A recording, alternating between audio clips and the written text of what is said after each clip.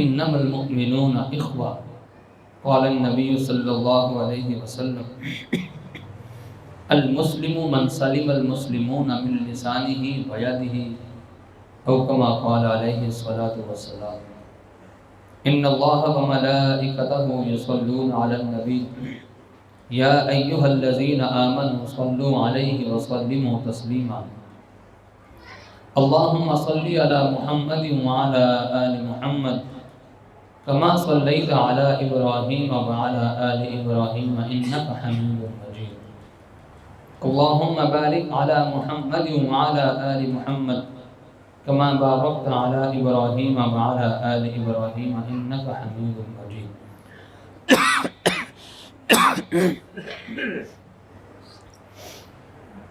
میرے انتہائی واجب الاحترام دوستوں، ساتھیوں، عزیزوں اور سننے والی میری محترم ماں اور بہنوں، سب سے پہلے تو اللہ رب العزت کا ہم پر بہت بڑا احسان ہے کہ اس نے ہمیں بن مانگے مسلمان پیدا کیا. ہم نے اللہ سے کوئی درخواست نہیں کی، آنے سے پہلے ہم نے اللہ سے کوئی دعائیں نہیں مانگی کہ اللہ ہمیں مسلمان بنا. اللہ نے ہمیں بن مانگے مسلمانوں کے گھر میں پیدا کر دیا. اللہ کا بہت بڑا احسان ہے.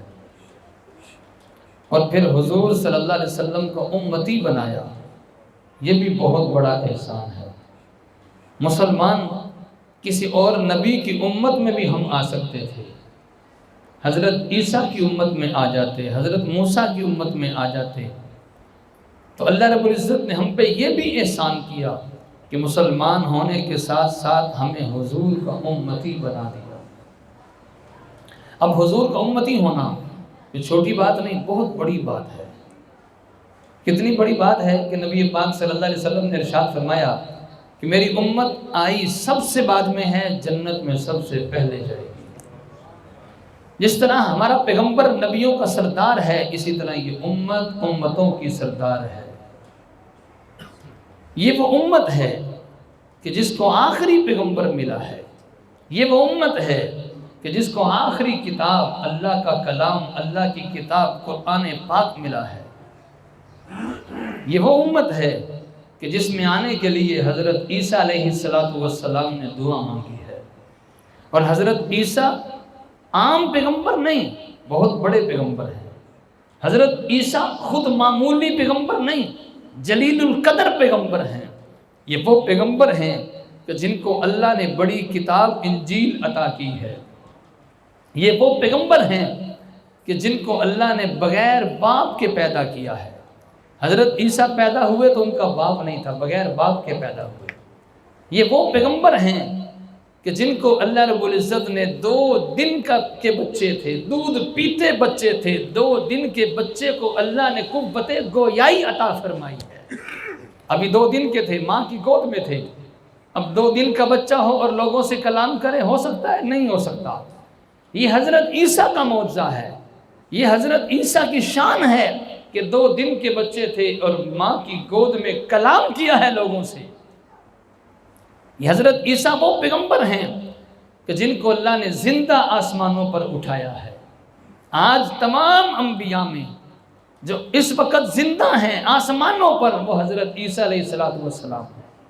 حضرت عیسیٰ وہ پیغمبر ہیں جو قیامت کے قریب قیامت کی نشانی بن کے تشریف لائیں گے.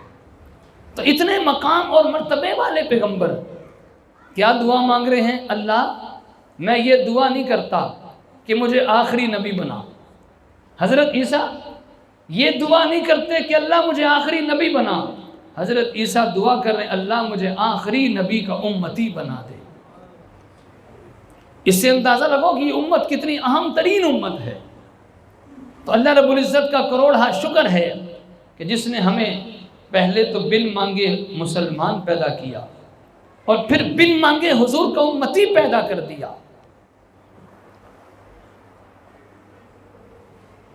وہ پیغمبر نبی پاک صلی اللہ علیہ وسلم کہ ان سے بڑا مشفق، ان سے بڑا مہربان، ان سے زیادہ خیال کرنے والا ہے ہی کوئی نہیں.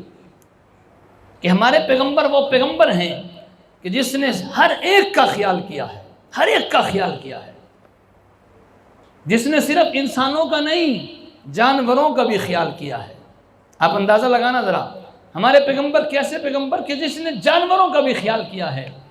ایک اونٹ حضور کے پاس آیا اور شکایت کرتا ہے، میرا مالک مجھ سے کام زیادہ لیتا ہے اور چارہ تھوڑا دیتا ہے۔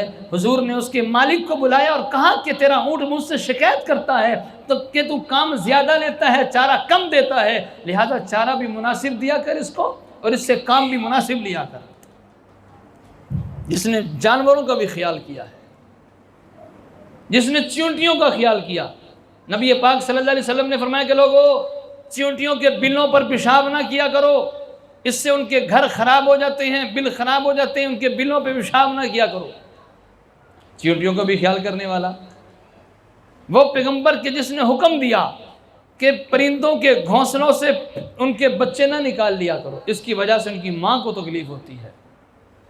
جس نے پرندوں کے بچے نکالنے سے منع کیا ہے، کیسا عظیم ترین پیغمبر ہے کہ جو پرندوں کا بھی خیال کرنے والا ہے۔ حتیٰ کہ اس پیغمبر نے جنوں کا بھی خیال کیا ہے۔ فرمایا کیا لوگوں ہڈیوں سے استنجا نہ کیا کرو، چونکہ یہ ہڈیاں تمہارے جن بھائیوں کی خوراک ہے۔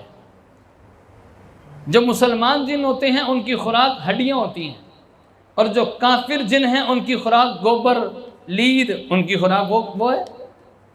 تو نبی پاک صلی اللہ علیہ وسلم نے فرمایا کہ لوگوں ہڈیوں سے استنجا نہ کیا کرو، یہ تمہارے جن بھائیوں کی خوراک ہے۔ تو وہ پیغمبر جنوں کا بھی خیال کرنے والا، حتیٰ کہ اس پیغمبر نے یہودیوں کا بھی خیال کیا، کافروں کا بھی خیال کیا۔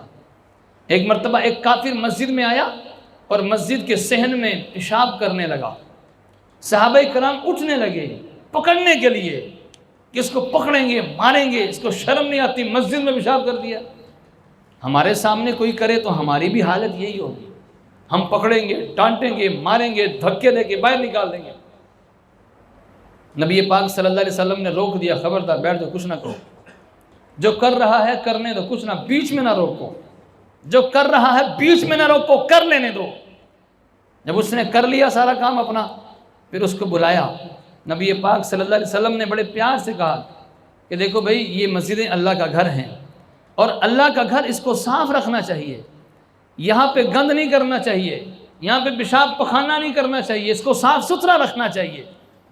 بس اتنی سی بات کہی، یہ پیار بھرا حضور کا جملہ اس کے دل پہ اثر کر گیا، ایمان قبول کر کے گیا ہے۔ وہ مشہور واقعہ، وہ بڑھیا مکہ چھوڑ کے جا رہی تھی، کپڑوں کی گٹری سر پہ رکھی ہوئی ہے، مکہ چھوڑ کے جا رہی ہے۔ نبی پاک صلی اللہ علیہ وسلم نے پوچھا ماں کہاں جا رہی ہے؟ کہنے لگی مکہ چھوڑ کے جا رہی ہوں۔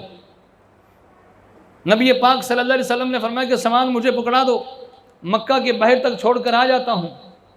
اس بڑھیا نے سامان حضور کو پکڑایا، حضور نے گٹڑی سر پہ رکھی ہے، اماں کا سامان چھوڑنے کے لیے جا رہے ہیں۔ راستے میں چلتے چلتے حضور نے اماں سے پوچھا اماں بتا تو صحیح کہ مکہ چھوڑ کے کیوں جا رہی ہے؟ کہنے لگی یہاں پہ ایک شخص ہے جس کا نام محمد ہے، وہ لوگوں کے مذہب کا مخالف ہو چکا ہے، وہ لوگوں کو اپنی طرف کرتا چلا جا رہا ہے، وہ لوگوں کو ان کے دین سے پھیر رہا ہے، لوگ اپنے آباء و اجداد کے دین کو چھوڑ رہے ہیں، لہٰذا میں اس کی وجہ سے مکہ چھوڑ کے جا رہی ہوں۔ راستے میں جا رہی ہے، حضور کو گالیاں دیتے جا رہی ہے، حضور کو برا بھلا کہتے جا رہی ہے۔ چلتے چلتے جب منزل قریب آئی، بڑھیا کہنے لگی کہ بیٹا تو کتنا اچھا ہے، کتنا خیال کرتا ہے کہ تو نے میرا سامان وہاں سے لے کر یہاں تک چھوڑ کر جا رہا ہے، جاتے جاتے اپنا نام تو بتا دے تاکہ میں دوبارہ آؤں مکہ میں، میرا سٹے تیرے پاس ہوگا، میں تیرے پاس رہوں گی، تو کتنی اچھی عادت کا مالک ہے، جب اپنا نام تو بتا۔ نبی پاک صلی اللہ علیہ وسلم نے فرمایا کہ اماں میں وہی ہوں جسے تو پورے راستے گالیاں دیتی آئی ہے۔ اب دیکھو حضور نے اس کافرہ عورت کا، کافرہ تھی نا، جس وقت سامان اٹھا کے لے کر جا رہے تھے وہ عورت کافرہ تھی، حضور نے تو اس کا بھی خیال کیا ہے۔ انسانیت کے ناطے ہمارے پیغمبر نے ہر ایک کا خیال کیا ہے، ہر ایک کو۔ جس وقت مکہ فتح ہوا، عام معافی کا اعلان ہوا، جس وقت مکہ فتح ہوا عام معافی کا اعلان ہوا، کافروں تم ساروں کے لیے معافی کا اعلان ہے، لا تثریب علیکم اليوم، میں وہی کہتا ہوں جو میرے بھائی یوسف نے کہا تھا اپنے بھائیوں کو معاف کرتے ہوئے کہ لا تثریب علیکم اليوم، اے میرے بھائیوں تم پہ کوئی الزام نہیں ہے، میں نے تم سب کو معاف کیا، اے مکہ والوں میں تم سب کو معاف کرتا ہوں۔ یہ تھی ہمارے پیغمبر کی تعلیم، جو ہر ایک کا خیال کرنے والے۔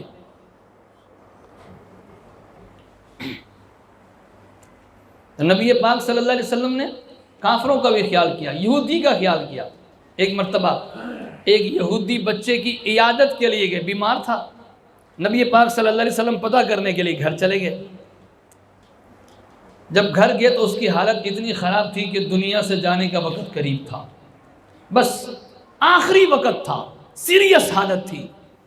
نبی پاک صلی اللہ علیہ وسلم نے کہا بیٹا کہہ دو لا الہ الا اللہ محمد الرسول اللہ، کہہ دو۔ اب جب بچے سے کوئی بھی بات کہیں تو بچہ اپنے ابو کی طرف دیکھتا ہے کہ ابو کیا کہتے ہیں، ابو کی طرف سے حکم کیا ملتا ہے۔ بچے نے اپنے ابو کی طرف دیکھا، اب بچے کا وقت قریب تھا، باپ کا دل نرم ہوا پڑا تھا، باپ نے کہا بیٹا کہہ دو جو یہ کہہ رہے ہیں۔ جب باپ نے کہا نا کہ بیٹا کہہ دو یہ کہہ رہے ہیں، بیٹے نے فوراً پڑھا لا الہ الا اللہ محمد الرسول اللہ۔ ابھی یہ پڑھنا ہی تھا کہ بچے کی جان نکل گئی، ایمان قبول کر کے دنیا سے گیا ہے۔ حدیث پاک میں آتا ہے کہ نبی پاک صلی اللہ علیہ وسلم جب اس گھر سے نکل رہے تھے، مسکراتے ہوئے نکل رہے تھے، فرمایا کہ تمام تعریفیں اس اللہ کے لیے ہیں جس نے میرے ذریعے سے ایک بچے کی جان بچائی ہے۔ اس کی جان کیسے بچی ہے؟ وہ تو چلا گیا ہے، وہ تو فوت ہو چکا ہے، اس کی جان کیسے بچی ہے؟ اس کی جان آخرت کے اعتبار سے بچ گئی ہے، وہ جہنم سے نکل کر جنت میں جانے والا بن چکا ہے۔ یہ ہے ہمارے پیغمبر کی تعلیم۔ نبی پاک صلی اللہ علیہ وسلم نے ارشاد فرمایا سنو، اگر کسی کے پڑوسی گواہی دے کہ ہمارا فلاں پڑوسی محلے دار اچھا ہے، سمجھ جاؤ جنتی ہے، اور اگر اس کے پڑوسی تنگ ہیں، اس سے خوش نہیں ہیں، فرمایا کہ جتنی مرضی نمازیں پڑھ لے، جو مرضی ذکر و اذکار تسبیحات کر لے، یہ ذکر و اذکار عبادات اپنی جگہ، لیکن اس کا پڑوسی اس سے خوش نہیں ہے، تنگ ہے، یاد رکھو جنت میں نہیں جائے گا۔ دیکھ لو پڑوسی کے اتنے حقوق نبی پاک صلی اللہ علیہ وسلم نے بتلائے۔ تو ایک دوسرے کا خیال کرنا، مسلمانوں کے حقوق ادا کرنا، اس پر اتنا زور دیا ہے ہمارے پیغمبر نے، شاید ہی ایسا زور کسی اور نے دیا ہو۔ یہ ہے ہمارے پیغمبر کی تعلیم۔